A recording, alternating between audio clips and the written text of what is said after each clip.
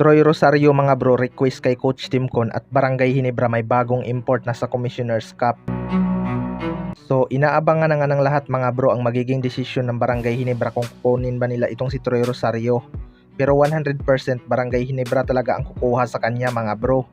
Matagal na daw pala itong kinakausap ni Scottie Thompson. Malaking bagay talaga tong si Troy Rosario mga bro, lalo na sa kanilang front court.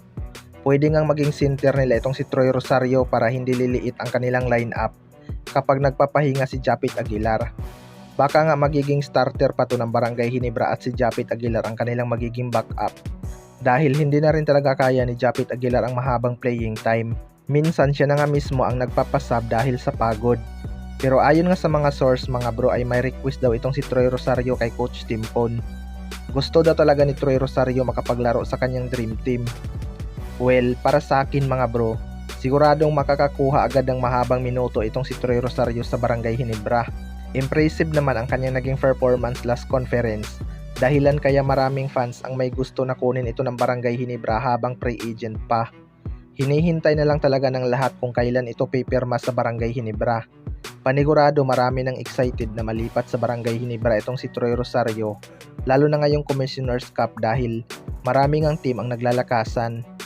Sa kabilang banda naman mga bro, Barangay Ginebra may bagong import na sa Commissioner's Cup. Itong ang Barangay Ginebra ay hindi pa confirm kung si Justin Brownlee pa rin ba ang kanilang magiging import next conference, lalo na at hindi maganda ang kanyang naging performance sa Governor's Cup. Kitang-kita nga sa kanyang laro mga bro na hindi siya 100%. Malalaman nga natin kontra New Zealand kung kailangan lang ba talaga ni Justin Brownlee ng pahinga para makarecover sa kanyang performance. Ayon nga mismo kay Coach Timcon mga bro ay nakadepende daw kay Justin Brownlee kung gusto niya pang maglaro sa Commissioner's Cup. May mga usap-usapan nga sa social media na may bagong import na daw ang Barangay Ginebra. Well, wala pa ngang inilabas na official statement ang Barangay Ginebra tungkol sa pagpapalit ng kanilang import mga bro. Sinabi na rin ni Justin Brownlee na gusto niyang makarematch pa si Rondy Hollis Jefferson sa finals matapos siyang talunin nito ng 2 beses. Kaya sa ngayon ay pinag-iisipan pa siguro ng Barangay Ginebra kung kukuha sila ng matangkad na import o bigman na local na lang para si Justin Brownlee pa rin.